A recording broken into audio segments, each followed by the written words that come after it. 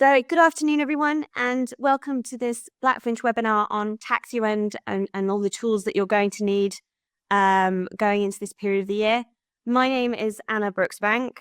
For those of you who were expecting Dominique, she is sadly unable to join us today, so I've stepped in at the last minute to cover this session with you. I am joined on the line by my colleagues, Dr. Nick Pillow and Mr. Tim Wynn-Jones. So they are joining us to talk through some of the investments that we can offer. I'm reporting to you live from my dining room in the beautiful city of York. So do welcome and thank you very much for joining us. Hope technology doesn't let me down. We've actually got quite a lot to get through today. So I'm just going to cover off some of the learning objectives that you can expect. Firstly, I'm going to summarize the features of a VCT and an EIS, along with some of the benefits and the tax reliefs that are available to you. I'm also going to identify relevant clients who may benefit from a VCT or an EIS within their financial plans. Then I'm going to throw over to Nick and to Tim, both who have scary amounts of knowledge in this area of the market. Nick is going to talk through a typical J Curve as seen in many of the early stages of a growing VCT. And then Tim is going to take over and talk about the energy transition investment opportunity. We actually have 2 EISs and 1 VCT available to investors, and hopefully you'll get a flavour of the ones that we have available. All important T's and C's and health and safety information. You do not have to memorize that word for word. You will have access to a copy of the slides at the end of the session.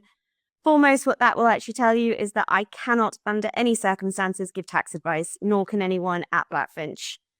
We are very, very experienced in this area of the market, so we like to think we know what we're talking about, but fundamentally, we cannot give any kind of tax advice.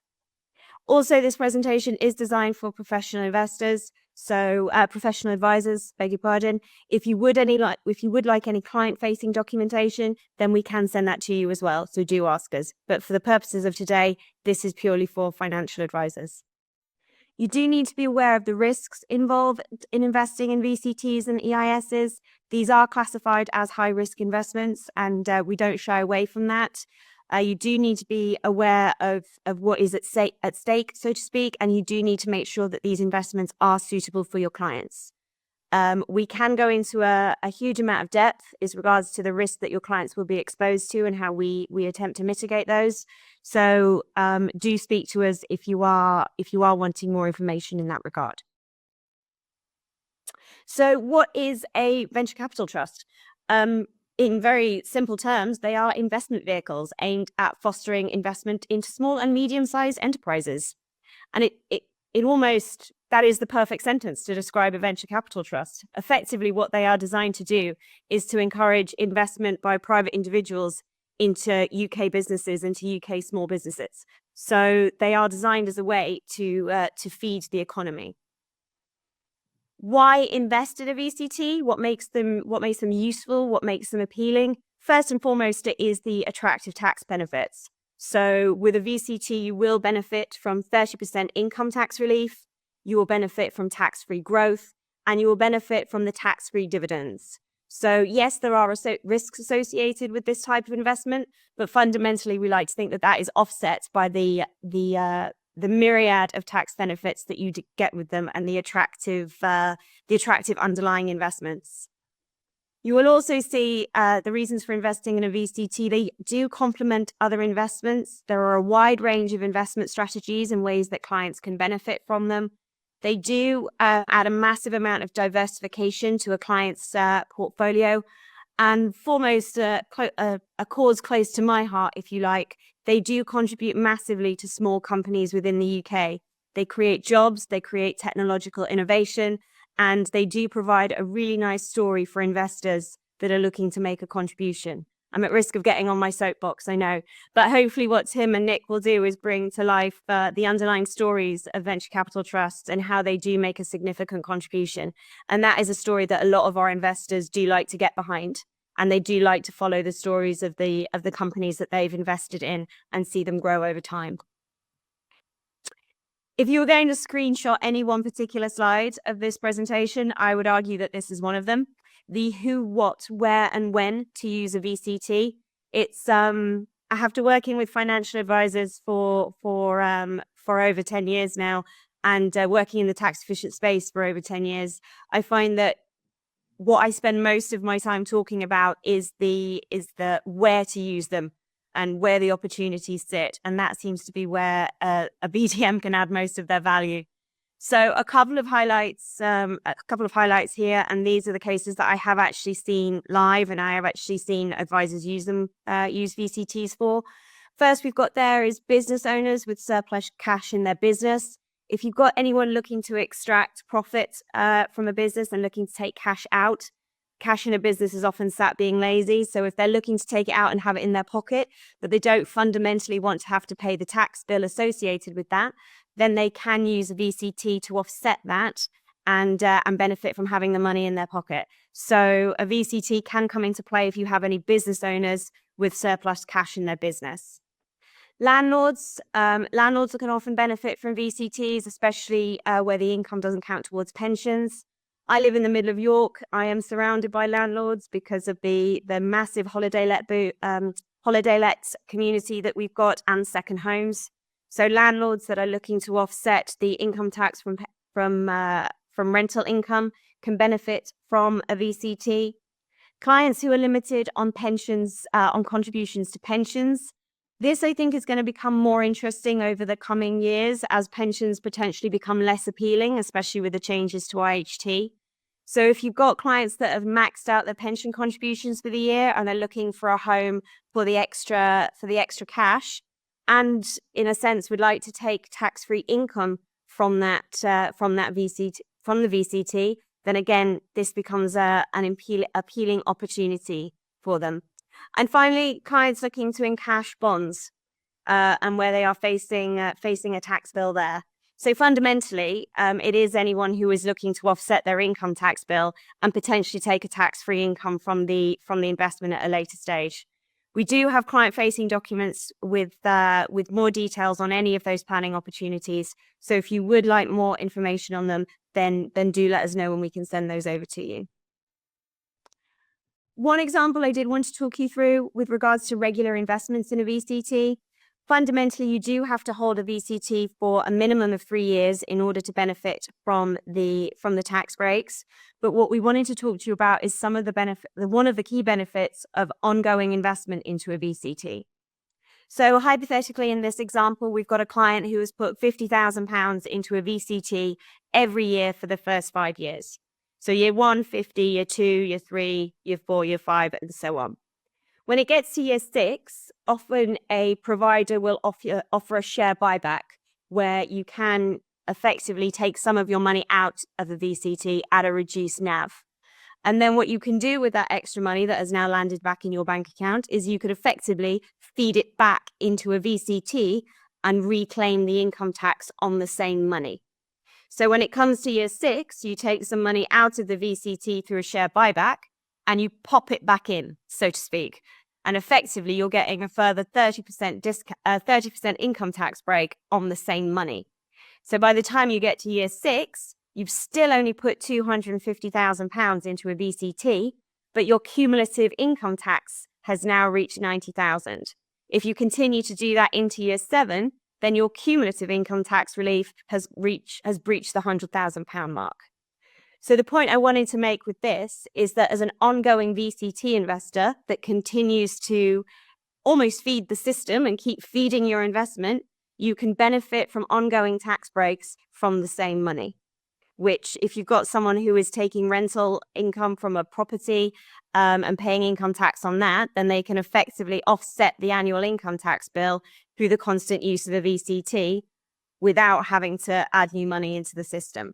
So it works really nice. It's a cracking bit of planning is that one, and several of my colleagues are benefiting from it. Very jealous. I don't have a huge amount of time to go into the fees today, but I don't want to not mention them because, of course, there's no such thing as a free lunch.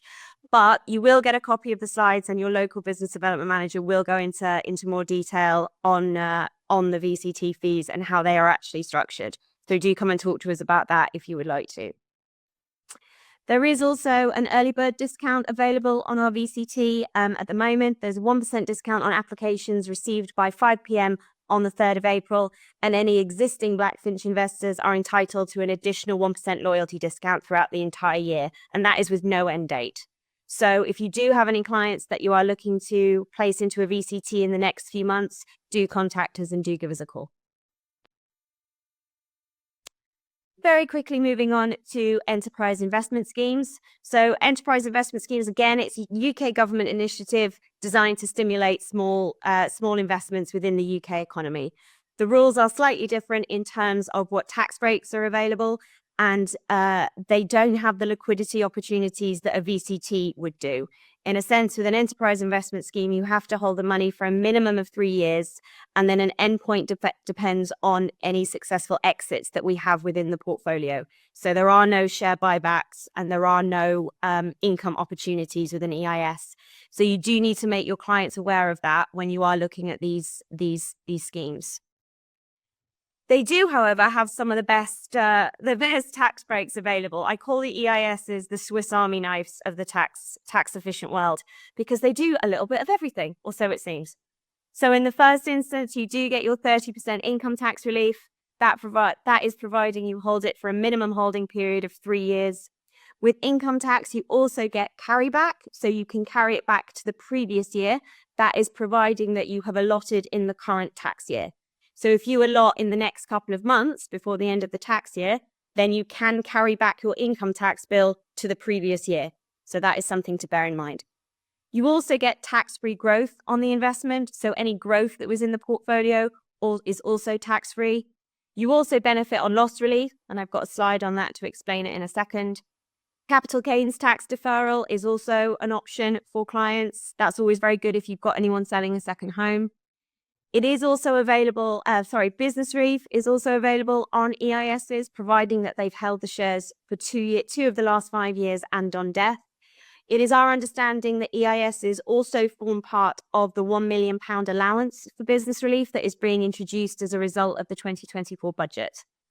There is a permitted maximum investment of £1 million per annum or £2 million for knowledge intensive.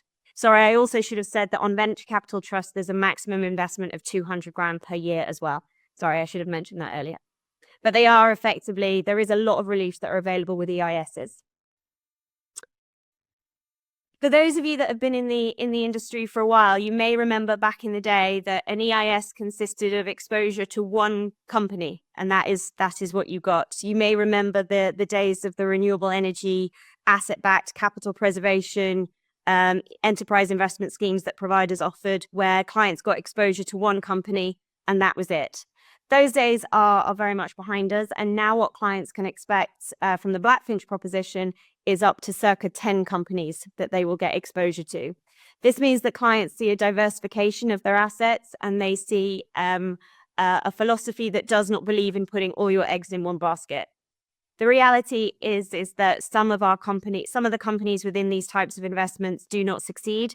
And so we hedge our bets by exposing clients to as many as 10 companies. So if and when that does happen, they also are exposed to other companies that will hopefully perform in a better way, and the losses are therefore offset.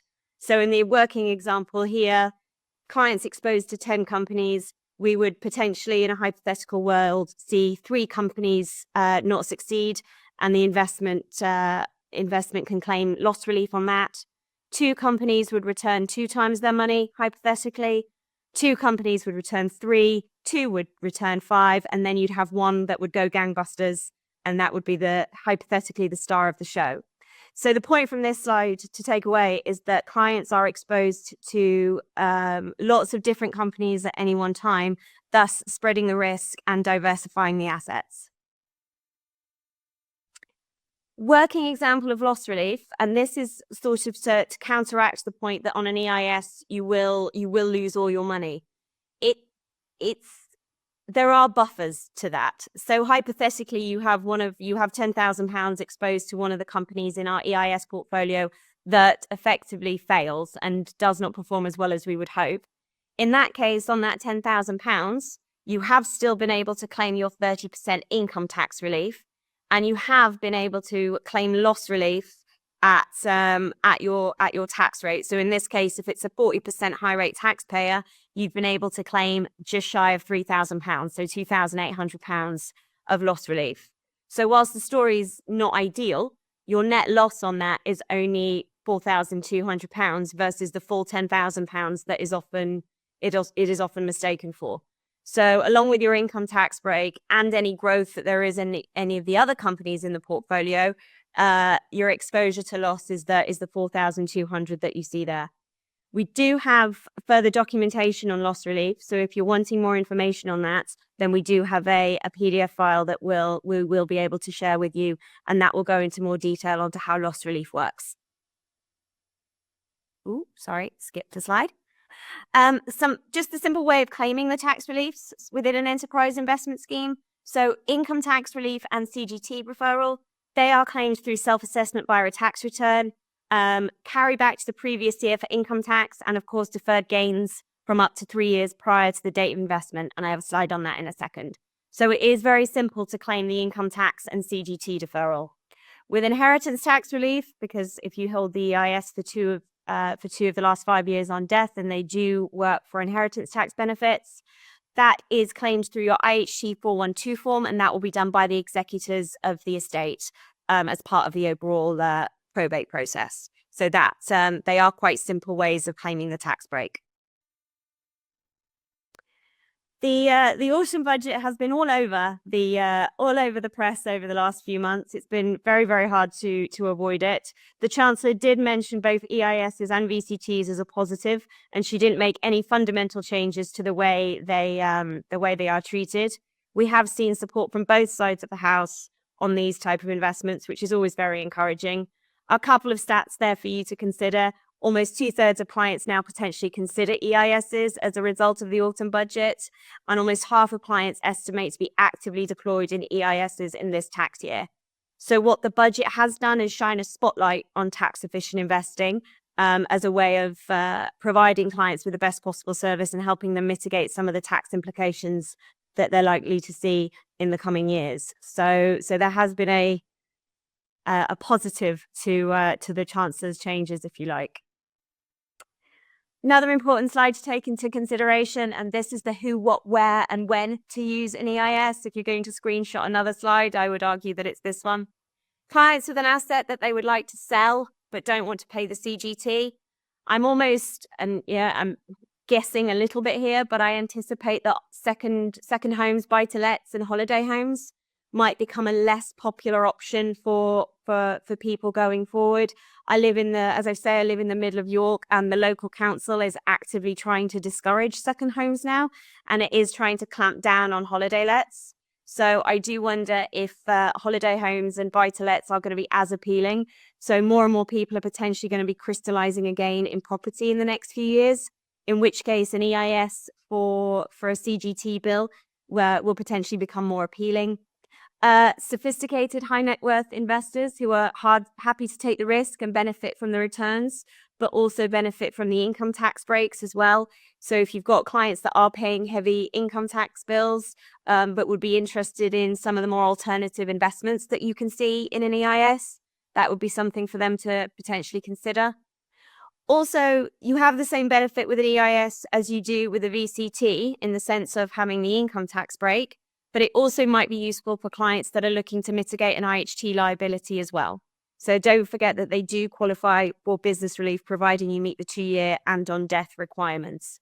So if you've got someone with an income tax bill looking to mitigate their IHT liability, then an EIS might be something that they should consider. And then finally, when I've done EISs in the past, or when I've worked with financial advisors in the past, it tends to be that they benefit from at least 2 of the tax reliefs. So it's clients looking for an income tax relief and a CGT, or it's CGT and business relief, or it's income tax and business relief. So they do tend to choose them if they can benefit from more than one of the tax breaks. If you've got somebody looking simply for an income tax offset, then maybe a VCT. If you've got someone that is looking simply for IHT purposes, then arguably business relief would be the way forward. So with an EIS, because of the risk level and liquidity, suitability, I would argue, becomes even more important and making sure they benefit from as much as they can within the investment. A couple of real world worked examples of how to put an EIS into practice. First one, so capital gains and CGT deferral. So with a capital gains bill and an EIS, you can offset it either 36 behind you or 12 in front. So if you're anticipating a gain being crystallized a year in the future, then you can invest into an EIS with the idea that you're going to offset that gain when it gets to you. Alternatively, if you have got a bill from the past 36 months and you've already paid the tax, then you can use the EIS to claim back any tax that you've already paid. Okay. One thing to point out as well, back in the old days with CGTs and EISs, when it was one company, the company would effectively crystallize. So you put your money into an EIS, you would defer the gain. And when the company crystallized, you had to find a new home for your gain again. Because of the way that EISs are structured now, you get exposure to 10 companies effectively, and they are not all going to exit at the same time. Life doesn't work that neatly, unfortunately. They will all potentially exit in different years, thus crystallizing a small portion of your gain in a different year. So therefore, whilst I'm not supposed to use the phrase wash it out because that doesn't sound right, but you can effectively clean out the gain completely using an EIS, providing you've got some personal allowances that you can use and the companies exit in different years. So don't just assume that you're deferring it and then you've got to find a new home for it. There are ways that you can use it to eradicate the gain effectively. Mitigating liability using an EIS. So just some hard numbers for you here. So Miss Williams runs a successful business and has recently sold an investment property for £300,000, creating a capital gain of just shy of £69,000. The hard numbers there. So the gain is just shy of £69,000. Her annual CGT allowance would be £3,000. She invests the gain into an EIS of £65,700. The deferred gain, 65.7 at 24%, that would be just shy of £16,000. And the income tax relief at 30% would be just shy of £20,000. So very nice return of her tax bill for the benefits that she gets with an EIS. And those are the hard numbers. We do have more case studies for you to use alongside your clients. So if you would like any of those, then do give us a call. We'd be keen to help. Simple EIS timeline. So this is how the setup works. It's not as complicated as you might think. So application will be received and the funds cleared. Hopefully that will be with Blackfinch. The investment team will then build you the portfolio. We aim to deploy all funds into companies within 12 months. I can't stress enough how important it is for you to ask providers what date they plan to allot the shares within an EIS, because that will determine when you can claim your income tax and when you can claim your CGT. So do make sure you ask the question of all providers, when is it you plan to allot? EIS 3 certificates will then be shared. We do have to wait on HMRC to issue those to us, but we do try and get them to you as soon as possible. And then the client can continue to benefit from the tax breaks and the benefits of the investment. We do have, and we don't shy away from it, EISs that failures do happen. So there are some companies that don't perform as well as we would hope. Do want to stress that clients can claim EIS loss relief, and that can be claimed. And if it hasn't been claimed through income tax, then it can be carried forward to offset against any future gains. So do want to stress that within an EIS, there are companies that do fail. But once you've claimed your income tax back or your CGT deferral, or you've gained from some of the other companies within the portfolio, hopefully the story is not as bad as you think it's going to be. So whilst we do highlight that failures can happen in a portfolio, we don't shy away from that. The story is there are buffers available, so clients don't necessarily lose all of their money. Understanding, so the timeline. So a few key facts here for you with regards to an EIS. Shares must be held for at least 3 years to retain the income tax. EISs are illiquid, so there is no way of you taking the money out until we have a successful exit within the portfolio. After a minimum of 2 years, and if held at the time of death, they do qualify for business relief and give you 100% inheritance tax exemption. Do bear in mind the changes to the rules around the budget and anything over $1 million of business relief being subject to a 20% tax bill. So you do need to keep that in mind. CGT can be deferred and can be claimed 3 years prior or up to 1 year advance. Any growth within the portfolio is capital gains tax free. And that's important to know when you have any successful exits, because the growth within these portfolios can at times be fantastic. And then we have a target exit period for each company of 4 to 7 years. So, and when we do have a successful exit, clients will be informed as the amount that they have received, and they will be given the option to reinvest if they choose to. And it's very much the same as the VCT in that sense, where you can reinvest and claim income tax back on the same money. So there are perks to that as well. Again, fees onto the EIS. I don't have time to go through those in detail now. I am quite mindful of time, and I want to give you plenty of time with Nick and Tim. You will be sent these the slides around, and they are all available on the website. But if you want any more details on that, then please do speak to your friendly local BDM. They would love to help you. EIS application deadlines. So we do have 2 EISs, as I've said. The Blackfinch Ventures EIS portfolio. Please get applications to us by the 24th of March if you would like your funds fully deployed within this tax year. So if you've got clients that are looking to claim income tax from a previous tax year, then you need to get them allotted before the end of this tax year, so before April. So do get application forms to us, ideally prior to that. But yes, do speak to us if you are wanting to do that. And then we have the Blackfinch Energy Transition EIS, and we are aiming to get assets within that deployed within a 12-month window. Okay, and Nick and Tim are going to talk to you more about that. Okay, that concludes my portion of the presentation. I'm going to pass over to Nick Pillow. I normally drag Nick all over the country to these events, so he's absolutely thrilled to be reporting live from his home today. So I will pass over to you. Nick, the show is yours. Thank you, Anna. Yes, my name's Nick. I've been a part of the Blackfinch Ventures investment team since 2019.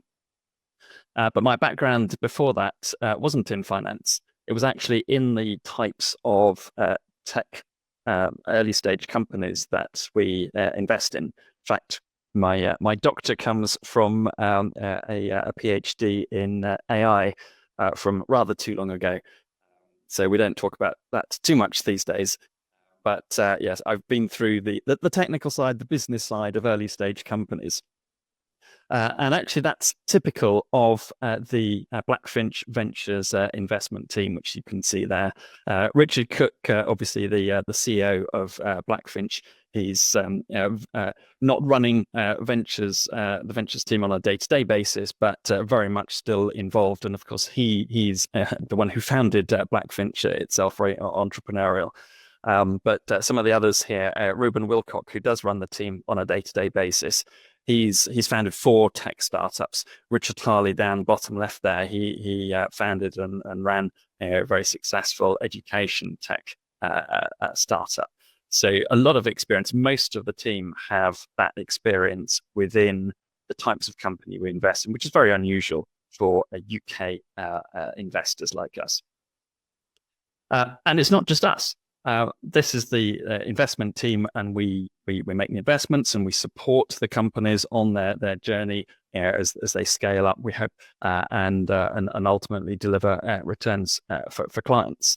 But we don't appoint ourselves to the boards of these companies. We support them as best we can, but we actually have a roster of over 100 venture partners, people we've identified with very particular extensive skills and experience, whether that's in business, an aspect like marketing, or in a particular industry sector like the rail industry.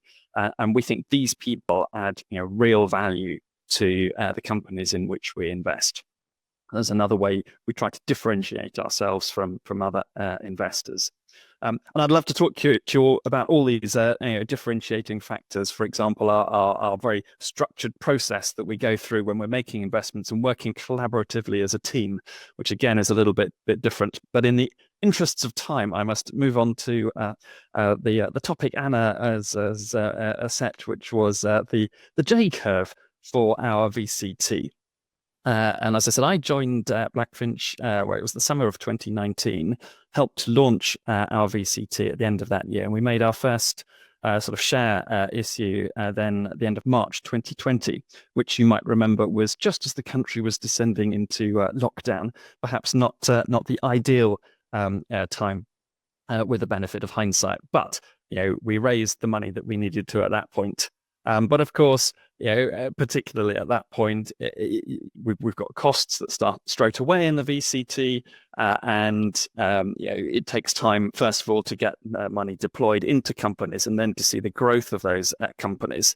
And so, needless to say, the NAV per share did drop. And as we go into towards the end of 2022, you can see there we'd raised quite a lot more money by that point, but the NAV per share had dropped.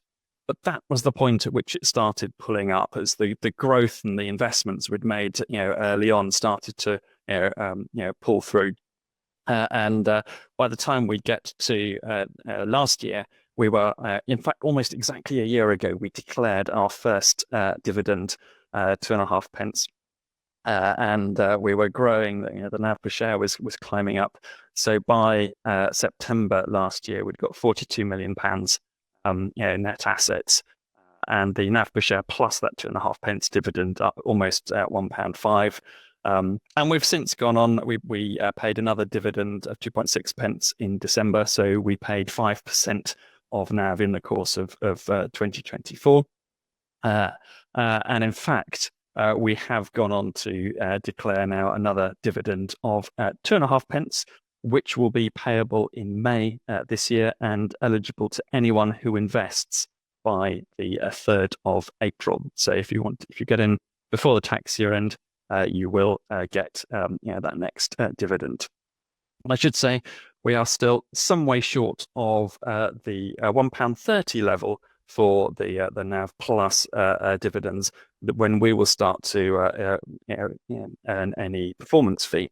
So all the gains up to that point will be completely free of performance fee. Now, interesting to see how that fits into the market. We weren't quite sure as a newer VCT how we would fit in.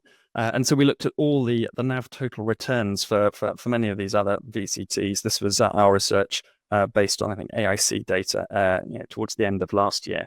And we were very pleasantly surprised to find that actually on a 1-year NAV total return basis, we came out on top. And I'm sure it won't stay perfectly at the top, but if you look on, for example, the MyCap listings, you'll see we're actually very well, right up amongst the top VCTs in terms of that 1-year NAV total return. What drives that? Well, really, it's underlying companies that we invest in. And I should apologize, this slide it's slightly old data now, November 2023. We would love to show you the latest data, and we supplied the update to this data, but unfortunately it hasn't been published yet, so we have to rely on the older one. But this was some research looking at the growth rates of the companies that VCTs had invested in. And again, we were quite surprised to see that our companies came out with a much higher rate. That 85% by value of our companies were classified as high growth, which was significantly more than other VCTs. So we think we are definitely onto something. And at the time of this data, we had it was a bit over 20 companies in the portfolio. We're actually now up to 30. And it's across a very wide set of sectors. So we say we invest in technology-enabled companies, but it is technology applied to all sorts of sectors. And you can see here, yes, that set. And the 30 companies is a really good number for a portfolio, and as it grows, a bit beyond that as well, because it gives you good diversification over lots of companies and lots of these sectors. But it's not so many companies that when one exits, it doesn't make an impact on the the NAV and the proceeds available to investors. And I have just got time to give you one example of these companies. It's a company called Currency, and if you go abroad, get one of these. It's a currency card. I thoroughly recommend it. I use mine all the time, and I know many others in Blackfinch do as well. It's a travel debit card, saves you all the fees on your foreign exchange and commissions and so on. And the beauty of it is you don't transfer money into another account. It just links to your own high street bank account. So it is like spending directly from your own bank account, as though it were your own bank card, but without all those fees and charges. It is just so easy and simple. And it has also now launched the world's first hotel loyalty debit card. And so if you know of or maybe even part of the Hilton Honors loyalty program, you can now get your Currency debit card and earn lots of extra points that way. And that is opening the door to Currency to have lots of these major loyalty partnerships with big companies around the world. Very exciting time for the company. And with that, I will hand on to Tim. Thanks very much, Nick. Hello, everybody. Good to meet you. So just by way of personal introduction, my name is Tim Wynn-Jones, and I'm head of energy transition at Blackfinch.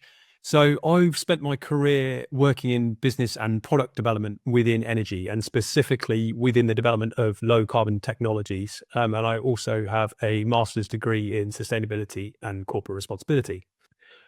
So it's my pleasure today to be here to talk to you about the new Blackfinch Energy Transition EIS portfolios. So we launched in October last year a second EIS fund to sit alongside our existing VCT and Ventures EIS portfolios. And we launched that fund after consulting our advisors and investors around what they would like to see in terms of innovation from Blackfinch. And the feedback showed a really high degree of interest in the energy transition as an investment opportunity. So what I hear you ask, do we actually mean by the energy transition? And for many people, those words immediately conjure images of solar panels and wind turbines. And it's very quickly associated with addressing climate change. And while it is largely about both of those things, it's actually considerably broader than renewable energy alone. It's actually about the transition away from fossil fuels across all sectors of the economy. So as our tagline says there, this is really focused on greener energy, smarter tech, and sustainable long-term growth. Now, according to UK government data, only 11% of UK greenhouse gas emissions actually come from the generation of electricity. And that's fallen really dramatically over the past 10 to 15 years as we've developed more renewable capacity like onshore wind, offshore wind, solar and hydro. At the same time, 2/3 of emissions come from our three largest emitting sectors of transport, buildings and industry.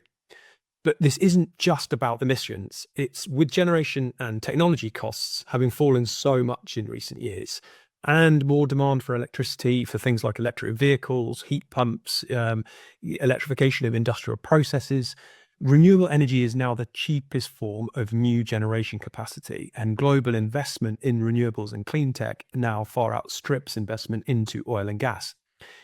So this means particularly for non-petro states, i.e. countries that do not have natural reserves of fossil fuels, it makes far more economic sense to electrify and switch to clean tech than it does to import fossil fuels from the global wholesale markets.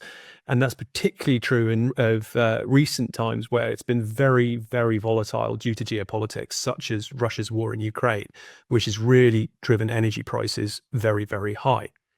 So this creates a really attractive market, which is very fertile for startups and early stage companies, ideal for the ventures team, ideal for an EIS fund, because those companies are going to be capitalizing on the falling costs of technology and the greater demand for electricity, which is precisely why we have launched this new fund. So the fund is based on a very clear investment framework. We invest in companies developing technologies across the three largest fossil fuel emitting sectors of buildings, transport, and industry, and in three technology themes. So generation and storage, how clean energy is produced and how it's stored; distribution, how it's moved from its point of generation to its point of consumption; and really crucially, digital as well. So how the energy is managed, how it's sold, how it's used, and really importantly, how it's experienced by consumers, because consumers are becoming very central to this new energy world. Whereas before we had a very passive relationship with energy suppliers and with our electricity and gas supply. Now we're getting a lot more what's called prosumers, people generating their own energy, people exporting it back to the grid, community energy, industrials moving away from on-site gas generation to, for example, solar PV, battery storage, etc. Now, the icons in this quadrant here, I should just stress, are examples. The framework really gives us a very clear focus and investment mandate, but also allows us to diversify, which is really, really important. So we diversify by sector, we diversify by technology, and we diversify by company growth stage. So as a reminder, Anna touched on this before, this is not asset-backed investing. This is investing in companies that are developing the technologies that are going to be deployed across these sectors. And excitingly, we have already made our first investments. So our very first energy transition investment, which we announced just 2 months after launching the fund, is in a company called GT Wings. GT Wings are delivering a really game-changing wind propulsion technology to decarbonize the commercial shipping industry. So they have what they call their air wing, which is a patented technology, and it uses airflow tech to maximize the thrust from a very small unit.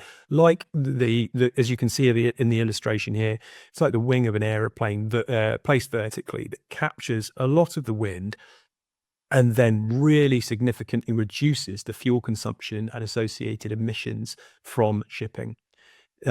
This unit is half the size of its nearest competitor for the same amount of thrust. They're gaining great market traction, led by a very, very talented founder who's an engineer who has designed the patent and the technology around this, and they're currently undergoing their sea trials. The really crucial thing about this is that it meets upcoming EU maritime laws to reduce fossil fuel consumption and emissions, but also for ship operators, it significantly reduces fuel costs. So it's a win-win. And our second investment, following hot on the heels of GT Wings, was into a company called Adia Thermal. So Adia has developed a proprietary hardware and software solution, which means you can swap out a gas boiler for a heat pump without having to upgrade radiators and pipework. So if you look to the Nordics, the growth of heat pump sales has been absolutely astronomical. And that should very quickly dispel any misconceptions that heat pumps don't work well in cold climates. They really do, and they're incredibly efficient. So for each unit of electricity that a heat pump consumes, it produces between 3 and 5 units of usable heat. So it's much more efficient than a gas boiler, and also is a lot more responsive and adjustable. So Adia has a particular focus on what's called the distressed purchase market. So that's where their boiler has broken down, they will now be able to replace a boiler on a like-for-like basis with an air source heat pump in the same amount of time or less, but also at a lower cost. So it's really enabling this transition away from gas consumption in people's homes for space heating and hot water heating to electrified alternatives like heat pumps. And it's a really exciting company that, again, is gaining tremendous market traction. So we're very excited about that. So just 2 examples there of investments we've already made. We will shortly be announcing our next cohort of investments. And so let's watch this space. The exciting thing before I hand back to Anna about this is, while the Ventures EIS has been largely software focused, and we still have great conviction and track record with our existing Ventures EIS product, this offers a greater opportunity for diversification for our advisors and your clients. So what these examples really show is that the energy transition EIS offers more diversification opportunities into hardware infrastructure, not just software focused. And that really is in a market that is set to only continue to grow for many, many years to come. With that, I will hand back to Anna to talk more about some of the practical tools for the tax year end. Thank you. Thank you very much, Tim and Nick, for that. So resources for you all going forward. Not only will you have your friendly local BDM who will happily support you in any way they can, from the point where you think you might have a client that will be suitable for this, right the way up until the point where they're ready to sign on the dotted line and submit their application. There always is also a wealth of supporting documentation on the website. So we've got videos explaining how these investments can work and how they are accessible, and you can send those on to clients. We've got client planning scenarios showing worked calculations, and we've got all the supporting literature, due diligence and documents, etc., for any reports that you happen to be writing. So if there is anything that we can do to support you, we're also quite keen to be your go-to for any technical knowledge. As I said, we can't give financial advice in any way, but the experience of the BDM team is pretty impressive. We disconcertingly worked out that we have, between all of us, over 100 years of experience in tax efficient investing, which made us all need to sit down for a little while. So you are very well supported across the board, and if there is anything that we can do to help, we would be very keen to support you in that way. And so just to summarize what we've gone over today, so we've looked at the key features of a VCT in an EIS, explained the tax reliefs available through these schemes, and identified relevant clients that might be able to benefit from it. That's not an exhaustive list. I would just like to stress there are other ways. So do come and talk to us. Nick has taken you through the typical J curve seen in early stages of a growing VCT, and then of course we've outlined the energy transition investment opportunity from the lovely Tim as well. So hopefully we've met all those learning outcomes for you this afternoon. And now, with that, I will invite both Tim and Nick to turn on their cameras and their microphones. And I've just realised, and Tim and Nick will laugh at me wholeheartedly for this, I forgot to introduce myself at the beginning. My name is Anna. I'm the Business Development Manager for Yorkshire and the North East. So yes, apologies for that. I was so keen to introduce Tim and Nick that I forgot to introduce myself. But yes, that's me. Lovely to meet you all. We are now going to go to some questions, and the first one, Tim, is for you. There is a lot of narrative in the news and media that is anti-climate change with the election of the new American president. How do you think that is going to affect the investments? Yeah, you're right, Anna. It's brought up a lot at the moment. The short answer is we don't think there is going to be a significant impact or slowdown in the energy transition, and that's mainly due to pure economics. So as I mentioned when I was speaking before, the cost of things like solar panels, batteries, the quality of electric vehicles now coming out of places like China, it's just got unstoppable momentum. And as I mentioned before, for what America has that a lot of other areas don't have, including Europe, is large reserves of liquefied natural gas, which they frack for, etc. Even with those resources, supply chains around gas, for example, so gas turbines, gas network infrastructure, are very squeezed, and they're not going to keep pace with supply chain development for clean tech. And China and India, for example, the pace is just relentless. So we are going to continue to see a lot of clean tech coming out of those nations. I think that the fact it will be made harder for them to trade in America means we'll see a lot of that coming into Europe. So I think there'll be a lot of growth there. And also, as I said before, within Europe, the lowest form of new energy generation, the lowest cost form of new energy generation is now renewables. So as we electrify more of our demand, that is going to create a very kind of self-fulfilling prophecy, I suppose, and demand for more renewables to come onto the system to meet that demand, and also things like storage as well to make sure that we have enough of it when we need it. Brilliant. Next question, and this is potentially for both of you. With regards to once we've decided to support a company and add it within the portfolio, what kind of support and ongoing monitoring do Blackfinch provide to said business if there is a change within the business or a change in the environment or a change in the technology, it evolves? What's the ongoing monitoring and due diligence around that company look like from both your perspectives? So how do we maintain that they are still kept an eye on, so to speak? Well, perhaps I can go first on that one with the longer record on the ventures EIS and the VCT. And within the ventures team, we collect monthly data from these companies. Quite often we're talking with them along the way, but at least monthly we're collecting the latest information, the financial data, the operational metrics. And then we review that internally. We review every company every month within the ventures team, and we pull in appropriate external people to help with that review. And we basically pool our expertise to help with them. We all, one of the team is an observer on the board. Observer isn't just a passive role. We actually, it's a bit of a strange name, but we are actively participating in board discussions as well, which are often monthly, sometimes every other month. And so we're very much helping. Not direct the company because we're not directors, but helping, advising, and supporting. And then there are the venture partners I mentioned, these external people we think are, the right person to add real value to that company. They are directors of the company, so they're very much involved. And again, very often not just in board meetings, but at other times as well.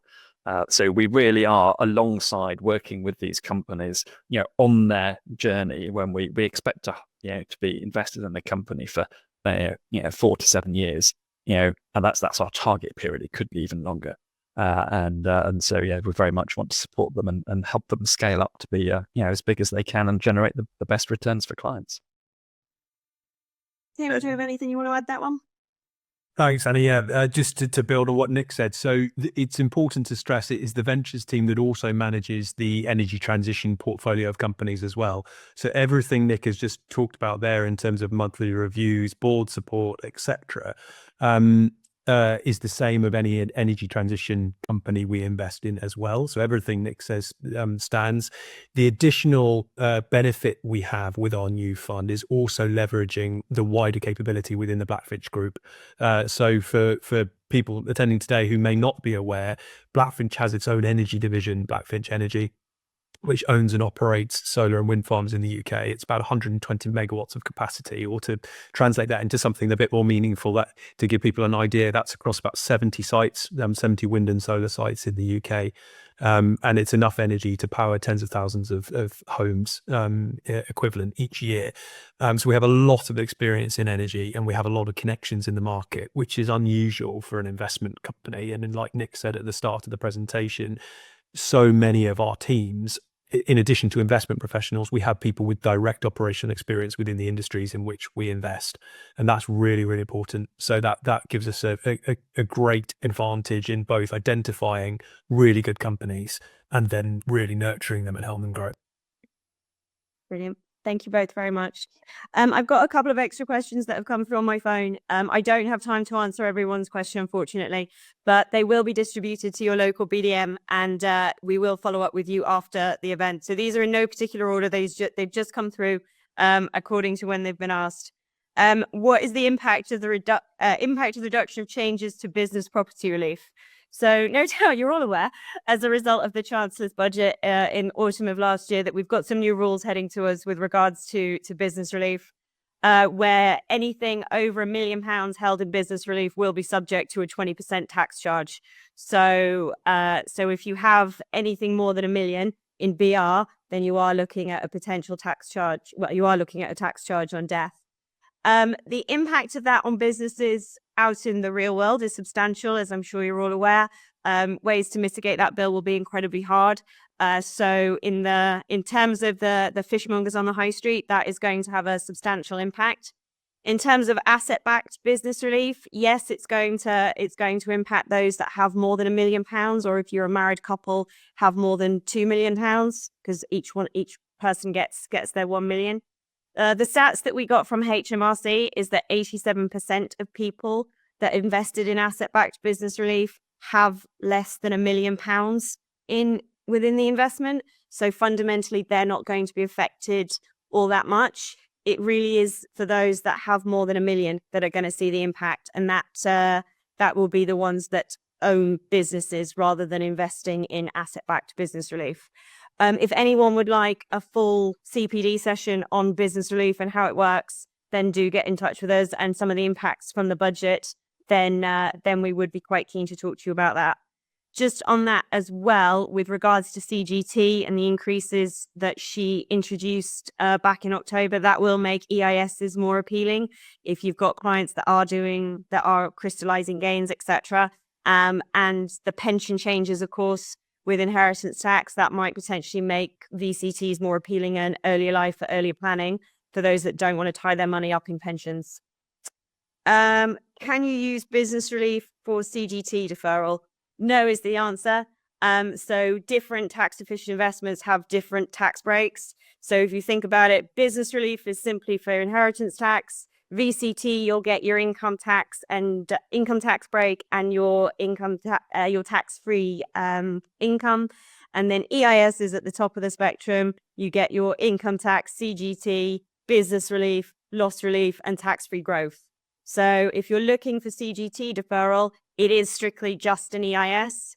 For income tax, it's VCT and EIS. And then for IHT, it's BR and EIS. Simple, right? Very, very simple and easy to get your head around. No problem at all.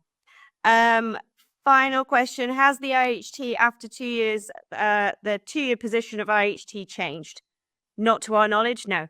So the rules around business relief are that you have to hold the shares for 2 of the last 5 years and on death, and then they will qualify for business relief. And providing that they are below the million, you will get your 100% IHT break.